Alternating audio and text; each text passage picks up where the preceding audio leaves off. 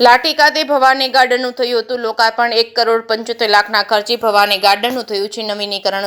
લાઠીના ઉદ્યોગપતિ મનજી શેઠના વરદસ્તે થયું હતું લોકાર્પણ। વિધાનસભાના નાયબ દંડક કૌશિકભાઈ વેકરિયા, ધારાસભ્ય જનકભાઈ તળાવિયા તેમજ પ્રમુખ નગરપાલિકાના દયાબેન તેમજ ઉપપ્રમુખ બાબુભાઈ, ચેરમેન પારુલબેન ડેર તેમજ ચીફ ઓફિસર રવિ વેકરિયા સહિતના નેતાઓ હાજર રહ્યા હતા। લાઠી શહેરમાં પોણા 2 કરોડના ખર્ચે ભવાની ગાર્ડનનું લોકાર્પણ। લાઠી શહેરના લોકોમાં ખુશીની લહેર જોવા મળી રહી છે। જે કેસની ગુજરાતી સાથે વિશાલ ડોડિયા, લાઠી।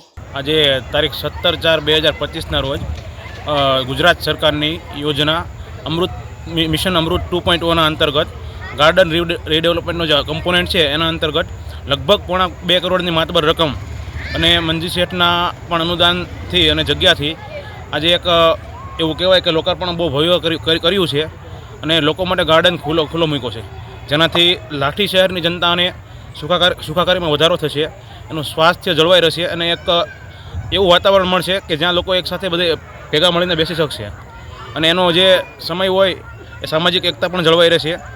અને એવું કહી શકાય કે લાઠી શહેર છે એની સુંદરતામાં એક ખૂબ જ સારો એવો વધારો થયો છે।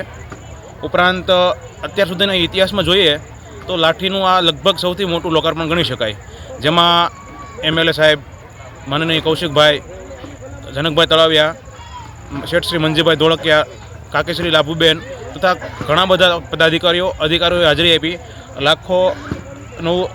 લાખો કરોડોનો ખર્ચો કરીને આપણે જે આ ગાર્ડન ખુલ્લું મૂક્યું છે, હવે લોકો પાસેથી એવી અપેક્ષા પણ છે કે એ ખાસ આ ગાર્ડનને જાળવી રાખે, સાચવી રાખે અને ગાર્ડન આપણો જ છે એવી ભાવનાથી અહીંયા આવે અને એવી ભાવનાથી ન જાય, એટલે ક્યારેય ગાર્ડનને કોઈ નુકસાન ના થાય અને આપણે જ આ ગાર્ડનને સાચવવાનો છે એવી લાઠી નગરપાલિકાની અપેક્ષા છે।